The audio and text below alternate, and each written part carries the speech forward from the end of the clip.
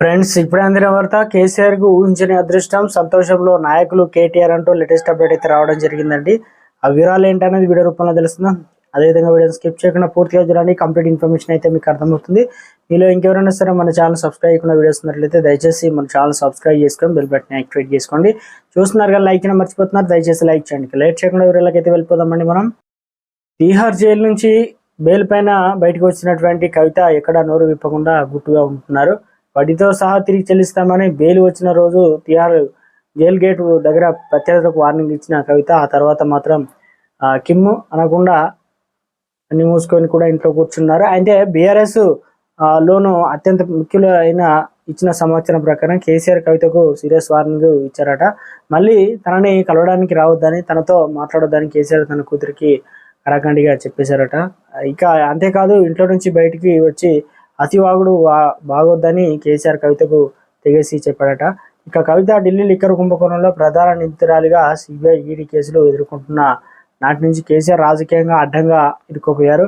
అయితే కవిత చేసిన పనికి బీజేపీ వాకిట ముందు కేసీఆర్ మోకాళ్ళు వేయాల్సి వచ్చింది. అయితే బీజేపీ తన ఎమ్మెల్యేలను కొంటుందని స్టింగ్ ఆపరేషన్ చేసి మరి బిఎల్ఎస్ సంతోష్ పలువురిపై కేసులు పెట్టే అంత సాహసం చేసిన కేసీఆర్ కవిత ఎపిసోడ్ తర్వాత నోటికి కుట్లు వేసుకొని కూర్చోవాల్సి వచ్చింది. అయితే కవితను సిబిఐ ఏదైతే కానీ ఈడీ కానీ లిక్కర్ స్కామ్లో మొదట అరెస్ట్ చేయకపోవడంతో బీజేపీ బీఆర్ఎస్ మధ్య రహస్య ఒప్పందం ఉందని, అందుకే కవితను అరెస్ట్ చేయడం లేదని విస్తృత ప్రచారం జరిగింది. ఆ దెబ్బకు 2023 అసెంబ్లీ ఎన్నికల్లో కేసీఆర్ ఓటమి చవి చూడాల్సి వచ్చింది. ఆ తర్వాత లోక్సభ ఎన్నికలకు ముందు కూడా ఈడీ కవితను అరెస్ట్ చేసి ఢిల్లీ తరలించింది. కానీ కవిత అరెస్టు వలన లోక్సభ ఎన్నికల్లో బీఆర్ఎస్కు కేసీఆర్ సానుభూతి రాలేదని సరికదా దారుణమైన ఓటు మీ ఎదురైంది.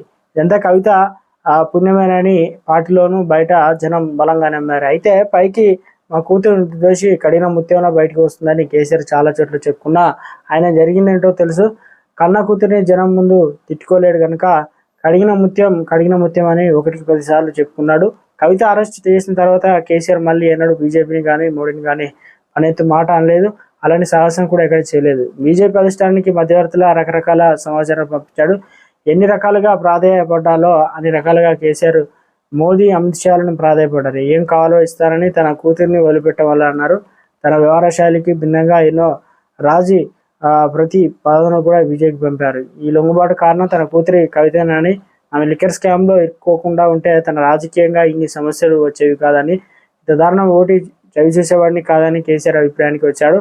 కవిత ఈడీ సిబిఐ కేసులో అరెస్టు అయ్యి 5 నెలల్లో ఢిల్లీలో తిహార్ జైల్లో ఉన్న ఒకసారి కూడా కేసీఆర్ ఢిల్లీకి వెళ్ళి కూతురిని చూడలేదు. జైల్లో ఉన్న సమయంలో ఆరోగ్యం బాగాలేక కవిత హాస్పిటల్లో ఉన్న సమయంలో కూడా కేసీఆర్ ఢిల్లీ వెళ్ళి ఆమెను చూడలేదు.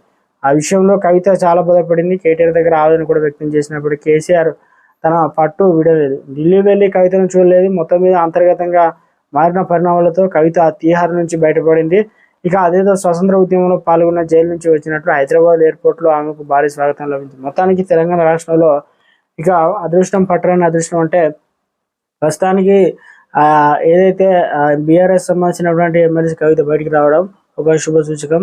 దాంతోపాటు మరోసారి ఏదైతే పార్టీ మారిన ఎమ్మెల్యేలకు సైతం పూర్తి స్థాయిలో కూడా మీరు సభ్యత్వాన్ని అది రాజీనామా చేయాలని చెప్పేసి కాంగ్రెస్కు వార్నింగ్ ఇవ్వడం, ఇది కూడా మరో కలిసి వచ్చే అంశం. ఎందుకంటే త్వరలోనే 4 లోక్సభ స్థానాల్లో పూర్తి స్థాయిలో కూడా అంటే 4 నుంచి 10 స్థానాల్లో కూడా 4 వారాల్లో మరోసారి ఎన్నికలు అయితే జరిగే అవకాశాలు అయితే ఉన్నాయి. త్వరలోనే పంచాయతీ ఎన్నికలు అయితే జరగనున్నాయి. ఇవన్నీ కూడా ఒక్కొక్కటిగా చిక్కుముడి విప్పుకుంటూ కేసీఆర్కి అదృష్టం వైపు అయితే కలిసి వస్తుంది. చూడాలి మరి ఏ రకంగా రాబోతుంది ఎన్నికలు అనేది.